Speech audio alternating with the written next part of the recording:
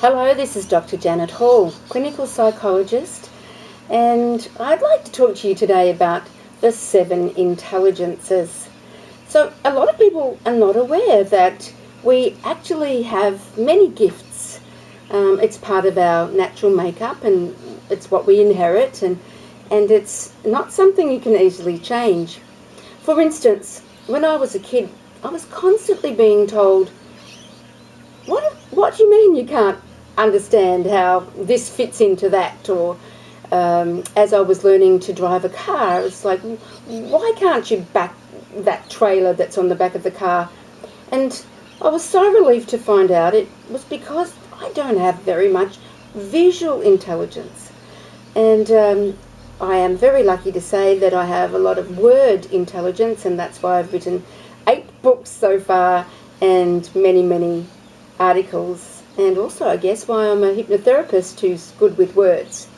So let me just go over the 7 intelligences very quickly, and if you'd like to find out what your score on the 7 intelligences is, please, why don't you just email me at jan@drfordoctor.janethall.com.au, and I'd be happy to let you know how you can do the test. It's really easy and a lot of fun. So, as I said, the first 7 of the 7 intelligence that most people think of is the word intelligence. So that's your ability to express yourself, particularly in reading and writing word. And those people are good at careers like being a writer, a journalist, a teacher. And lawyers, of course, very good at words in the courtroom. The next intelligence that most often teachers used to put a lot of emphasis on, and another one that I can't say that I'm very good at, is logic and maths. So, of course, that's the ability to add up and to manipulate numbers. And so good careers for those people high on logic and maths, of course, would be economics, accountants, the bean counters, and payroll officers. And computer programmers are often very good at logic and maths. The third one I've already mentioned is space and vision. So this is all about your ability to see things in 3 dimensions and to move through space and vision. I have to rely on my daughter a lot for that one.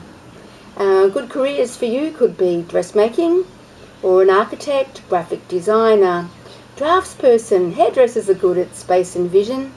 And of course, builders.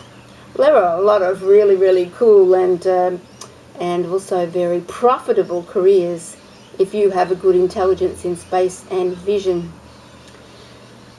And the next intelligence is that of body.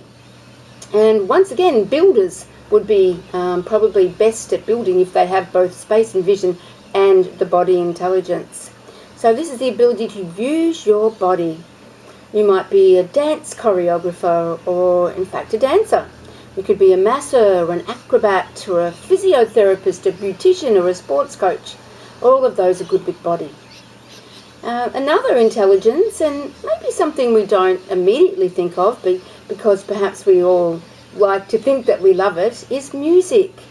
But some people just are naturally so much better at music than others. And they can be composers, musicians, music teachers. They could be dancers, choreographers again, or the prime, I guess, music intelligence person is the conductor of an orchestra. And then the 6th and 7th intelligences are really all about people. And a people intelligence person could be a great teacher or a psychologist like me. You could also be a salesperson, a human resources officer, or a doctor or a nurse, or even, supposedly, but I guess we might challenge this one, a policeman, because of course a policeman is our friend. And the last, and no, not by any chance the least, is the self-intelligence. That is the ability to introspect, to analyse. And unfortunately I have a huge, in fact that's my highest of the 7 intelligences, and it does help me a lot as a psychologist, because I believe it really helps me to analyse, but also to have empathy for the people that I work with. So, there you go. There's the 7 intelligences. And I do encourage you, just email me, jan@drjanethall.com.au, and I'll be happy to help you find out your high and maybe low intelligences.